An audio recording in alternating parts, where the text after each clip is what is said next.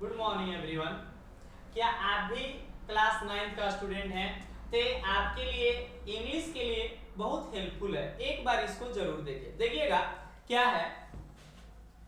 Jharkhand council of education research and training Ranchi यानी कि JAC board का है 23-24 यानी कि 24 में यदि आप एग्जाम देने वाले हैं तो आपके लिए वीडियो बहुत ही हेल्पफुल हो सकता है। आपको पता होगा कि जैक बोर्ड में एमसीक्यू एग्जाम होने वाला है, तो एमसीक्यू के बेस पे आपको कुछ क्वेश्चन दिया जा रहा है। देखिएगा, सबसे पहला जो क्वेश्चन है वो जो फर्स्ट क्वेश्चन है वो आपको पता होगा कि बिल्कुल ये जो है आपका एमसीक्यू में पैसेज रहता है पहले। तो सबसे पहले अगर हम पैसेज की बात करें तो आप लोग समझ सकते हैं।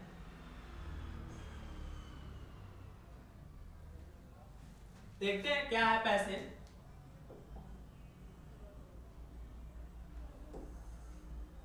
कह रहा है कि man's dependence on animal and plants can't be ignored. जो आदमी है कहीं ना कहीं डिपेंड है एनिमल्स पे और प्लांट्स पे। हम लोग जो व्यक्ति हैं वो डिपेंड है कहीं ना कहीं डिपेंड है प्लांट्स पे और एनिमल पे। कैसे डिपेंड है वो थोड़ा सा एक बार समझते हैं। अब इसको इग्नोर नहीं किया जा सकता है, अनदेखा नहीं किया जा सकता है। Animals are killed for meat and skin, trees are cut down for wood and paper. आपको पता होगा कि जानवर को मारा जाता है तो दो ही चीज के लिए, एक मांस के लिए मारा जाता है और दूसरा उसका स्किन के लिए मारा जाता है, यानी कि मांस और स्किन के लिए उसको मार दिया जाता है। और पेड़ जब काटा जाता है तो या तो उसका लकड़ी के लिए काटा जाता है या पेपर के लिए काटा जाता है। आप समझ सकते हैं। Plants are uprooted for food and medicine, और आपको पता होगा कि प्लांट्स का यूज करके हम लोग कहीं ना कहीं भोजन की प्राप्ति करते हैं और मेडिसिन की प्राप्ति करते हैं। इसके अलावा अगर बात करें, इफ यू गो ऑन, इसी तरह अगर चलता रहे तो यूजिंग नेचर एज थ्रू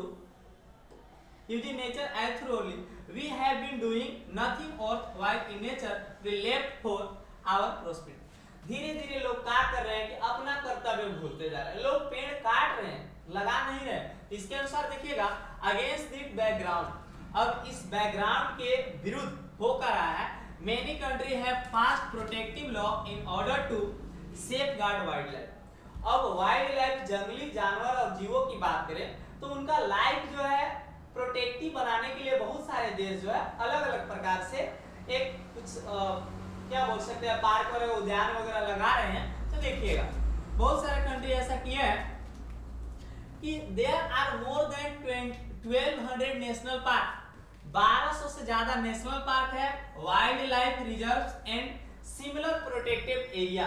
कुछ उन लोग के लिए एरिया छोड़ दिया गया है, जैसे में होता है कि ये जो एरिया है इसमें जंगली जानवर वगैरह रहेंगे, यहाँ कोई व्यक्ति शिकार करने या फिर किसी भी तरह से जाएंगे नहीं, ऐसा बना दिया गया है। आगे देखिएगा, throughout the world to ensure that, और ये दुनिया पूरा ये जानना चाहता है, करना चाहता है कि rare wild animals and trees are saved from extinction. Extinction का मतलब होता है विलुप्त होना या खत्म होना, और बहुत सारे दुनिया में सरकार भी ऐसा कर रहा है कि जो विलुप्त होने वाला जानवर है, जो बहुत कम बचे हैं, उसका बचाव के लिए बहुत ज्यादा ध्यान दिया जा रहा है। One group of animals which have become extinct are dinosaur. अब एकरा में से एक जो खत्म हो गया, एक्सटिंक्ट हो गया यानी कि विलुप्त हो गया, ओकरा में से एगो है डायनासोर। और the reason for their extinction, अब कह रहा है कि उसका एक्सटिंक्शन का मेन रीजन जो है वो यही है, इज नॉट नोन, और अभी तक उसको जाना नहीं गया है कि कैसे विलुप्त हो गया। तो देखिएगा, हाउएवर जबकि पीपल गेस दैट, ऐसा लोगों को लगता है कि दिस इज बिकॉज ऑफ, और इसका मुख्य रीजन है कि this is because of the change in environment, कि दुनिया में ऐसा एनवायरनमेंट आया कि वो उसको एडॉप्ट नहीं कर पाया, इसके वजह से विलुप्त हो गया। अब देखिएगा, the dinosaur could not adopt themselves, अपने आप को नहीं कर सका, टू द न्यू एनवायरनमेंट, नया एनवायरनमेंट में, एंड एज रिजल्ट पेरिसिड, और इसका रिजल्ट यही हुआ कि पेरिसिड हो गया। पेरिसिड का मतलब होता है विलुप्त हो जाना, खत्म हो जाना। अब हम लोग बात करेंगे इस पैसेज के बारे में कि इससे किस प्रकार से क्वेश्चन पूछा जाता है। देखिएगा, समझ में उम्मीद है कि आएगा, बिल्कुल आएगा। बात करते हैं, सबसे पहला जो है ये पैसेज किसके बारे में है, डायनासोर सी एनिमल्स के है, या फिर how to save wild animal है, या फिर मैन डिपेंड्स ऑन नेचर, किसके बारे में? तो आपको पता होगा कि कहीं ना कहीं इसमें बात किया जा रहा है कि डायनासोर के बारे में बात किया गया, एनिमल्स के बारे में भी बात किया गया, सेफ गार्ड कैसे करेंगे मतलब बचाव कैसे करेंगे उसका भी बात किया गया, और आदमी जो है मैन्स डिपेंड ऑन नेचर, आदमी जो है नेचर पे भी डिपेंड है, इसमें भी बात किया गया। तो आपको बताना है कि रियल कौन है। तो आपको हम बात करें कि इसमें जो बताया गया है कि इसमें मुख्यतः बताया गया है डायनासोर के बारे में कि कैसे एक्सटिंक्ट हो गया, और इसके ज्यादा बात नहीं किया गया। नेक्स्ट क्वेश्चन की अगर हम बात करें तो man is dependent on animal and plants, आदमी जो है डिपेंड है प्लांट्स और एनिमल, वो किस लिए डिपेंड है? तो उसको मीट भी मिल जाता है एनिमल से, लकड़ी प्लांट से मिल जाता है, मेडिसिन प्लांट से मिल जाता है, तीनों मिलता है। ऑल ऑफ दिस अगर हम बात करें व्हाट स्टेप या steps of the countries have taken to safeguard wildlife, wildlife को कैसे बचाया गया है, कैसे बचाना चाहिए वो देखिएगा। They have post protective law, कुछ नियम बनाए हैं, तो एकदम सही बात है, सही बोल रहा है। They have made national park भी बनाए हैं, सही बात है। They have kept animal in wild life reserve, उन लोग वाइल्ड लाइफ रिजर्व में क्या जानवर को रखे हैं, एकदम सही बात है। तो इसमें डी ऑप्शन बिल्कुल सही है। नेक्स्ट की अगर बात करें, कह रहा है कि one of the animal which has become extinct, एक ऐसा एनिमल का नाम बताना है जो अब तक खत्म हो गया है, वो है कि नहीं है धरती पर, तो उसका यही नाम है डायनासोर।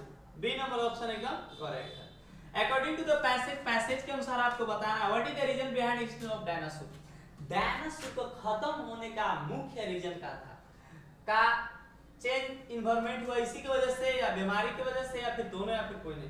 तो अभी हम लोग पढ़े कि ऐसा मौसम चेंज हुआ जिसकी वजह से वो खत्म हो गया, यही है मुख्य रीजन। तो इसका ऑप्शन नंबर ए सही है।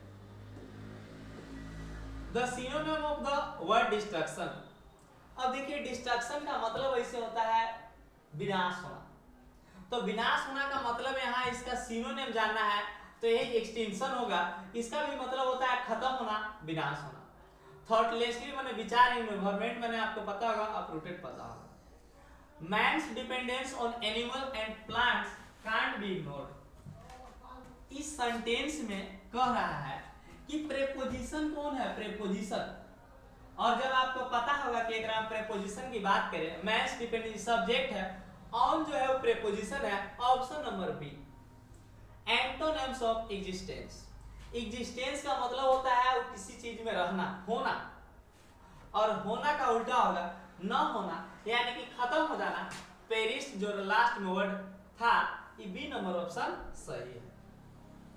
अब आपको ये बात पता होगा कि जब आप लेटर लिखते हैं या एप्लीकेशन लिखते हैं तो कैसे लिखते हैं, टू के बाद द प्रिंसिपल या द हेडमास्टर या क्लास टीचर होगा, तो आपको पता होगा कि 9 नंबर जो है द हेडमास्टर होगा। अब चारों द हेडमास्टर है तो शुरू में तो कैपिटल लेटर होगा, और उसके बाद तब हम लोग स्मॉल लिखते हैं, तो यहाँ कैपिटल और कैपिटल दो जगह लिख दिया, इसीलिए गलत हो गया। ये जो बी ऑप्शन है द टी बड़ा लिखा है, बाकी सब छोटा है, इसीलिए बी ऑप्शन सही है। अब देखिएगा 10 नंबर में हम बात करें, यहाँ देखिए I am dash from fever, मैं बुखार से पीड़ित हूँ, तो I am dash from fever, तो आई एम के बाद सफरिंग होगा, न कि सफर है। इज हमारा वाज करते हैं यूज कर ये दिया है, ये दो ऑप्शन ऐसी गलत है, भी3 यूज नहीं होगा, क्या है कि पैसिव है नहीं, तो इसीलिए I am suffering, D number option सही है। अब 11 की अगर बात करें, I shall be highly dash to you, मैं आपके लिए इसका आभारी रहूंगा, तो देखिएगा आई शैल बी हाईली ओब्लाइट होना चाहिए, होगा ऑप्शन में सी नंबर ओब्लाइट। ओबीडिएंट लास्ट में लिखाता है, थैंक यू भी लास्ट में लिखाता है, काइंड का ऑप्शन है नहीं। अब अगर हम बात करें 12 का, थैंक यू योर्स, अब योर्स के बाद आपको अगर हम बात करें तो यहाँ ओबीडिएंटली होगा, काइंडली, लविंगली या लविंग। अगर लेटर ही रहता, यह एप्लीकेशन लेटर रहता तो ये लविंग, योर लविंगली सही हो जाता है या लविंग सही हो जाता, लेकिन ये एप्लीकेशन होने की वजह से आपका आज्ञाकारी ओबीडिएंटली, ए नंबर ऑप्शन सही। आगे देखिएगा, my grandmother dash me a story last night, अब आपको इसमें थोड़ा सा कंफ्यूजन होगा, तो अभी हम कंफ्यूजन को दूर करेंगे कि जैसे अगर लास्ट नाइट की बात करें तो ये पास्ट हो गया, और पास्ट हो गया तो पास्ट टेंस वाला टोल्ड है, ये आपका सही है, आप देख सकते हैं टोल्ड ऑप्शन सही है। अब वॉइस की बात करें तो यहाँ देखिएगा someone has stolen my book, कोई मेरा किताब चुरा लिया है। अब इसमें देखिएगा तो कहीं ना कहीं वॉइस का क्वेश्चन है, और जब वॉइस का क्वेश्चन है तो आप समझ सकते हैं कि एक्टिव से पैसिव बनाना है। यहाँ पे माय बुक है, ई ऑब्जेक्ट है तो इसको सब्जेक्ट बनाएंगे, और जब सब्जेक्ट ही बनेगा तो आप समझ सकते हैं कि इसका सब्जेक्ट जो बनेगा तो माय बुक सब में, ये दो ऑप्शन तो इसी गलत हो गया। अभी दो ऑप्शन गलत हो गया तो आप समझ सकते हैं कि या तो ई होगा नहीं तो ई होगा। माय बुक हैज है, इसके साथ बीन लगाएगा, my book has been stolen. और समवन में हम हिम लास्ट में नहीं लिख सकते, समवन, नो वन, एनीवन, इस सब का कोई बाय लगा के लिखाता नहीं है, ये ऑप्शन गलत हो गया। ए नंबर ऑप्शन आपका बिल्कुल सही। अब देखिएगा, अब हम लोग बात करते हैं Raman dash a letter when I enter his room. कह रहा है कि जब हम उसके रूम में गए, जब हम उसके रूम में गए तो रमन डैश लेटर, जो रमन है वो एक पत्र लिख रहा, तो Raman was writing a letter, Raman जो था एक पत्र लिख रहा था जब हम उसके रूम में गए, तो यहाँ पे बी ऑप्शन बिल्कुल करेक्ट है। आगे देखिएगा, कह रहा है it is very dangerous to enter dash dash in enemies, कह रहा है कि बहुत ही खतरनाक है, एंटर का मतलब होता है प्रवेश करना, डैश द एनिमी के, कभी भी दुश्मन के कैंप में प्रवेश करना ये बहुत ही खतरनाक काम है। तो यहाँ पे जब आप प्रेपोजिशन इन और इनटू पढ़े होंगे तो आपको पता होगा कि जब कभी भी एक जगह से दूसरे जगह हम लोग जाते हैं और अगर जगह चेंज करते हैं तब हम लोग इनटू का प्रयोग करते हैं। पहले ये कैंप के बाहर होगा, इसके बाद कैंप में जाने की बात कर रहा है, इसीलिए एकरा में इनटू ऑप्शन सही है। ऐड का कोई सेंस नहीं बनता, ऑन का कोई सेंस नहीं बनता। अगला, द मैन रोब्ड मी, वो आदमी जो है हमको लूट लिया, डैश माय पोसेसर। अब इसमें देखिएगा फिक्स प्रीपोजिशन है ऑफ लगेगा। अब अगर हम बात करें नरेशन का तो आप यहाँ पे देख सकते हैं the teacher said the sun rises in the east, शिक्षक बोलते हैं कि सूर्य पूरब में उगता है, ये बात जो है एकदम करेक्ट है, यूनिवर्सल ट्रूथ है, इसको हम लोग झूठला नहीं सकते हैं। और जब झूठला नहीं सकते हैं तो देखिएगा यूनिवर्सल ट्रूथ का रूल है कि यहीं तक सेड और इन्वर्टेड कॉमा के बदला दैट लिख के अब बाकी जो है ना the sun rises in the east इसको फोटोकॉपी कर देते हैं। तो इसका ऑप्शन हो जाएगा the teacher said that, the teacher said that the sun rises in the east. Option number told यहाँ कर दिया गलत हो गया, आस्क कर दिया गलत हो गया, the teacher said that the sun rises in the east. C option बिल्कुल करेक्ट, समझ सकते हैं। अब आगे देखिएगा, अगर हम बात करें 19 नंबर क्वेश्चन का तो इसमें भी है he said to me I am writing a letter, उसने मुझसे कहा कि मैं एक पत्र लिख रहा हूं। अब जब मैं एक पत्र लिख रहा हूं तो इसमें देखिएगा किस तरह से है,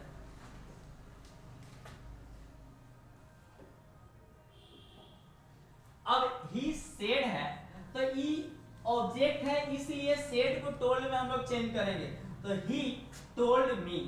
आस्क्ड वाला गलत हो गया, ये तो नॉन ऑफ दिस देख लेंगे क्या है, अगर नहीं होगा तो आस्क्ड वाला गलत है, he told me, I inverted comma के बदला दैट, तो ही टोल्ड मी दैट, यहां तक ये दोनों में सही है।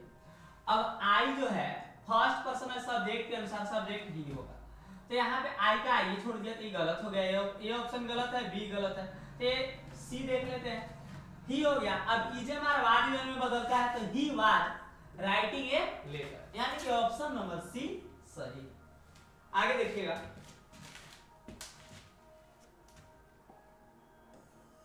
Dash you tell me why you are weeping. अब इसमें कह रहा है कि क्या तुम मुझे बता सकते हो तुम काहे रो रहे हो, क्यों रो रहे हो, तो कैन होगा, कैन इसका ऑप्शन सही है, 20 का कैन। अगर 21 की बात करें तो देखिएगा 21 में वॉइस है, वी आर प्लेइंग क्रिकेट, जो ऑब्जेक्ट है इसको सब्जेक्ट बनाएंगे क्रिकेट, और इजे मार के साथ बिफोर लगा यानी कि कंटीन्यूअस है, बीइंग लगा के वर्ब 3 यूज करेंगे, तो cricket is being played by, we को लास्ट में लिखेंगे अस, ऑप्शन नंबर सी सही है।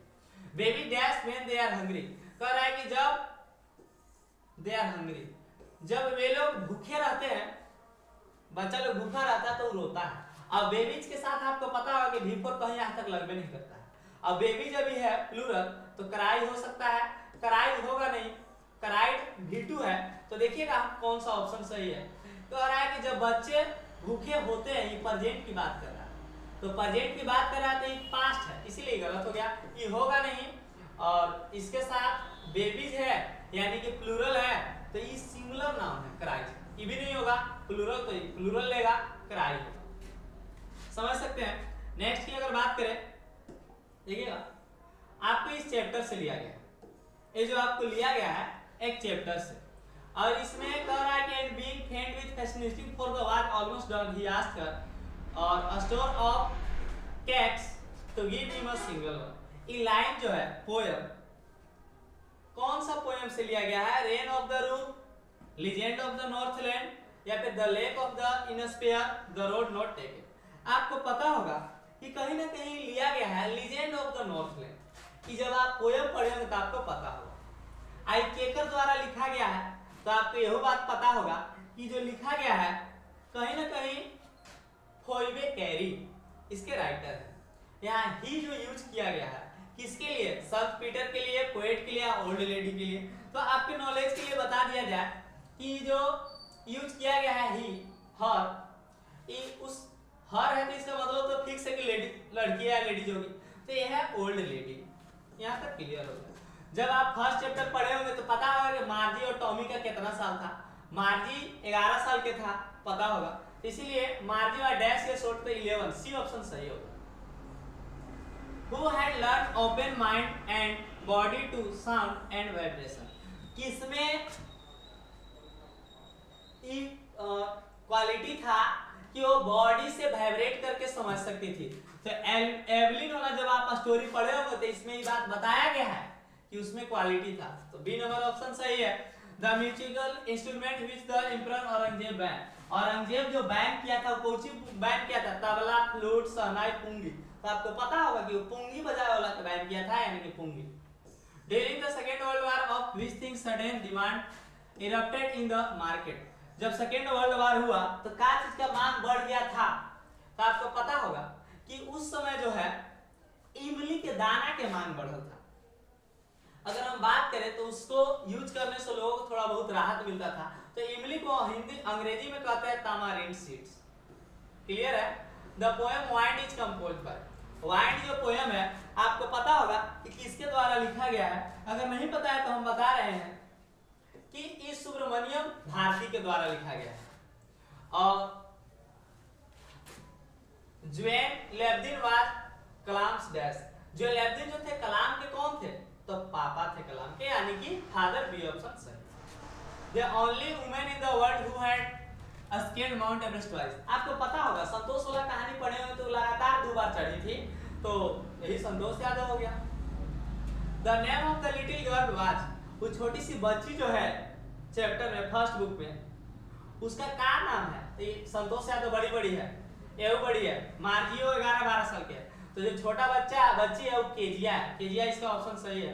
The child went to a fair with his, जो बच्चा मेला में गया था, सेकेंड बुक से दिया हुआ है, वो किसके साथ गया था? अपन मम्मी पापा के साथ गया था, आपको पता होगा, तो पेरेंट्स।